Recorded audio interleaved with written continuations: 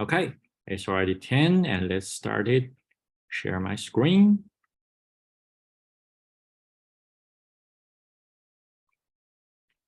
Okay, hello everyone. Welcome to our Q&A session again. So today our topic is about the radical numbers. So before we start, let me introduce myself. If you did not meet me yesterday, if you don't know who I am, so I'm your teacher for this Q&A session. My name is William. And some fun facts about me is that I'm a cat person, and I'm also a super fan of road trip. You can see here's my Google Maps. Those red marks are all places of visiting through driving. You can see that I drove along the West Coast and also drove across the American continent. Okay, that's all about me. And let's start our class today. So our topic today is radical numbers. So there are three major components of radical numbers. The first one is the largest one, which you can notice at first day, which is radicand. So this number here is 27, for example. This is the radicand. And the second one, you can also notice that here is a radical symbol, which is this one, written in this way. And the last one, we got the index. So these are all three components of our radical numbers. So if you can notice here, this is 3, that made it course as cube roots. What about square roots, right? So you can imagine that for the square roots, the index is equal to 2. That means, for example, we want to write as square root of 4, for example. We can write it in this way. But you haven't seen it at all, right? That is because we can directly omit this 2 if we are doing the square root. And that is because the square root is actually coming from our yesterday's topic, which is, if anyone can remember what we talked about yesterday, right? So yes, if we are writing as 2 to the power of 2, we are writing it as 4, so that when we are doing the square root of 4, it is equal to 2 for this time, for this case, right? But if we are writing as 2 to the power of 1, that is to say that 2 only need to multiply by itself for 1 time, so that is 2. So there's no need for any symbol for it for this time. So that is the reason why we started from the square root. So that means we don't need to specify these 2 for this case as an index. Okay, I think that is pretty enough for our students. Okay, let's move on to our square roots. One thing you should remember is that all positive numbers A have 2 square roots, which is square root A and a minus square root A. That is because the first one is a positive one and the second one is a negative one. So both of them got the same absolute value. So for example here, the square roots of 4 are 2 and minus 2, right? So let's see here. So if we remember yesterday that 2 to the power of 2 is equal to 4, right? Then the square root of 4, can we write directly as 2? No. Why? The reason is that not only 2 to the power of 2 can get the answer of 4, but minus 2, the negative one, right? If we write it this way, this is also equal to 4. So we got another answer for this one, which is minus 2. That is the reason. One thing we need to notice that in the US, we got some very specific habits. For most of conditions, we omit this situation. So sometimes if you didn't see a minus symbol before the square root, that means it is a positive one. So when you are doing the operations, you can like think about this is definition, but for most of the case in the US, we just pick the positive one. Okay, all right. Now let's take a look of the cube roots. So 2 to the power of 3, that is 8, as we mentioned yesterday. So then the cube root of the 8 should be, of course, 2. Then why there's no minus 2 for the answer of this one? That is because if you put a minus 2 here and you did it as the to the power of 3, that means you multiply it for 3 times, right? The answer is still minus a, not positive a. So that means for the positive a here, the answer can only be the positive 2. Okay, I think that's all for the square root and cube root. But also we got some specific situation here. What if our a is equal to 0? So if we write from this way, for example, 0 to the power of 2, which is 0 multiplied by 0, which is still 0. So if we did a square root for this one, 0, that is 0, right? Okay, so that means if you see 0 here inside the square root, the answer is always 0. Okay. Okay, that's all for our definitions. Let's move on to our questions. So for our first question, write the square root of the following number. So for 49, of course, we know that 7 to the power of 2 can be 7 multiplied by 7, which is 49, right? So 7 can be the answer, but also minus 7 to the power of 2, which is equal to minus 7 multiplied by minus 7, which is also 49. So that means we got 2 answers, which is a positive one and a negative one. So we got a both positive and negative 7 for this one. Did you get it correct? Okay, so let's move on to our next question. Our next question is 1.21. So you may know that 1.1 to the power of 2 can be 1.1 multiplied by 1.1, that is 1.22, right? But also the same as our first one here, a minus 1 and negative 1, right, can be also writing this way. So that is also 1.22. So actually we got 2 answers for this one as well. Okay, right. Okay, please mute yourself. Okay. All right, moving on to our next one. Our second question is that the square root of 4 to the power of 2, right? So this one is very simple because you can use your logic to think about that.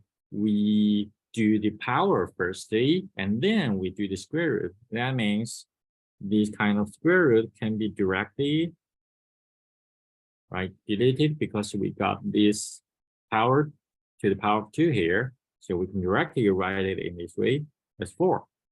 So the answer for this one is 4. Can we do this for our next one, the minus 15? Can we directly write as minus 15? No, we cannot do that. Why? Because there is a kind of procedure of operation. So we need to first calculate the value inside their square root. That means for this case, what we need to do firstly is to calculate minus 15 multiplied by minus 15, right? This is a minus 15 to the power of 2, and that is a positive 225. So then we need to do the square root of positive 255, which we can get positive 1 and also a negative 1. But as I mentioned, that in the US, we got a kind of tradition that we only keep the positive 1 during our operation. So that means you just need to keep this 15. So the answer for this one is 15. Okay, let's move on to our next one. So please note that the index here is 3. So that means you're thinking about which number to the power of 3 is equal to 64. So let's try 4, right? So 4 to the power of 3, which is equal to 4 multiplied by 4, and then multiplied by 4. And that is 64, right? So also, can we directly write 4 here? No. Why? Because we get this one, a minus symbol here. You must notice that this minus symbol is not inside of this parenthesis, right?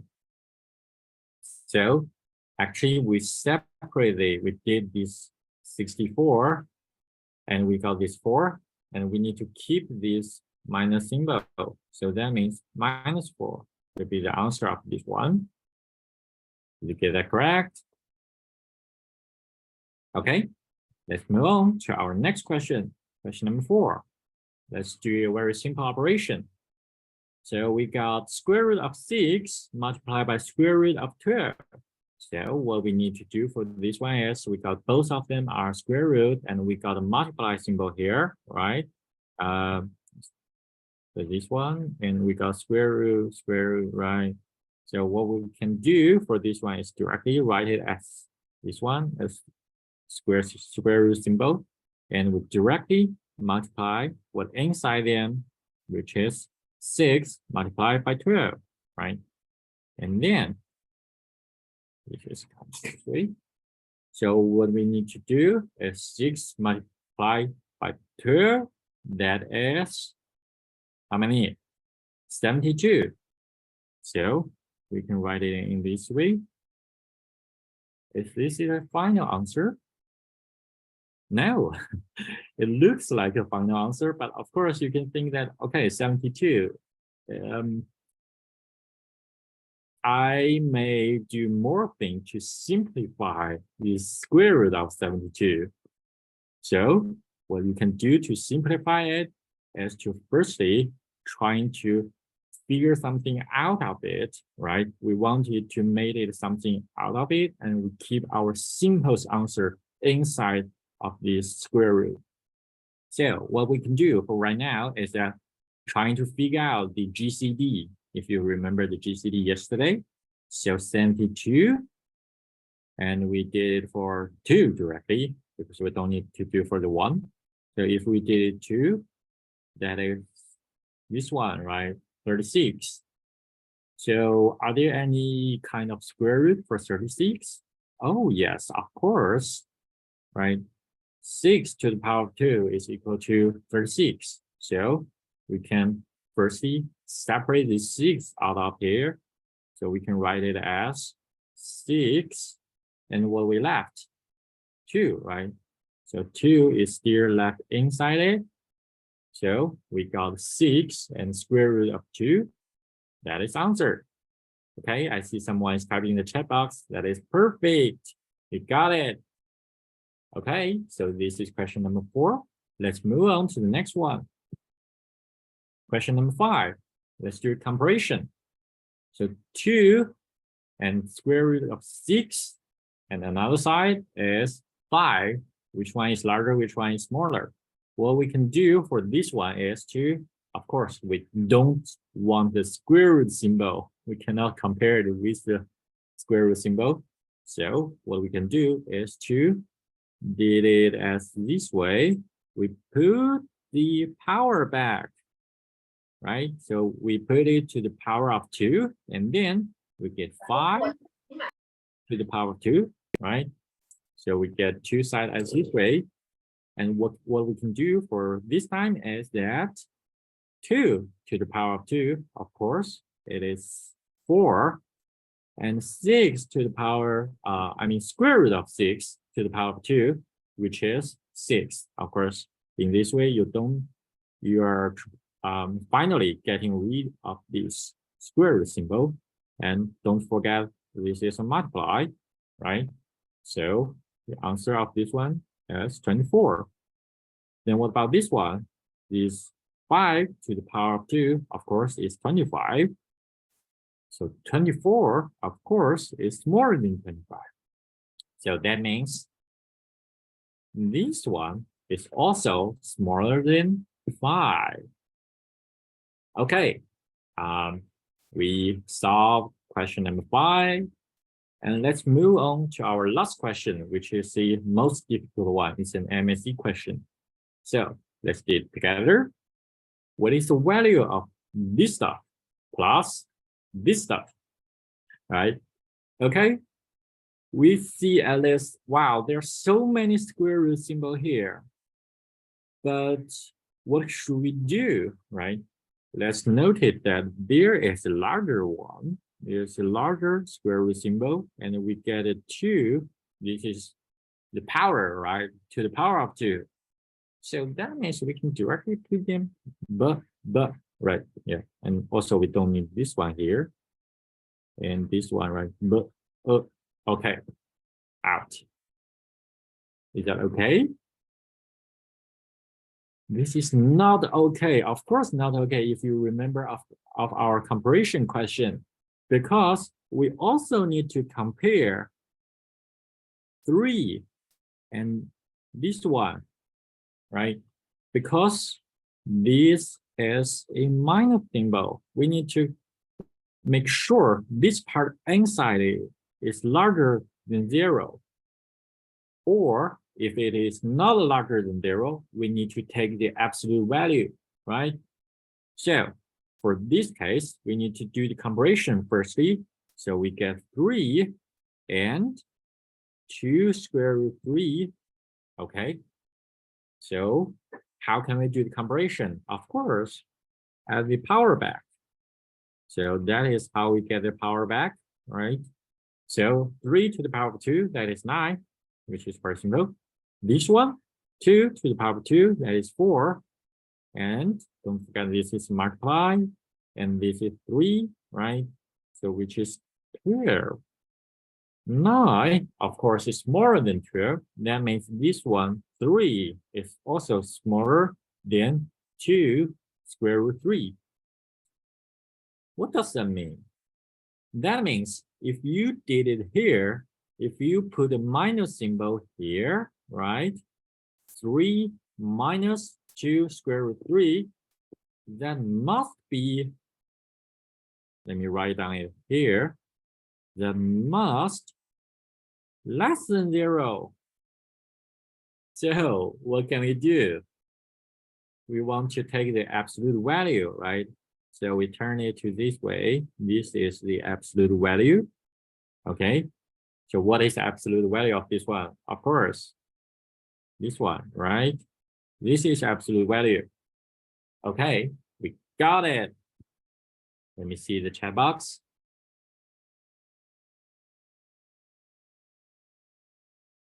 Okay, let's do it later. So let's move on for this one.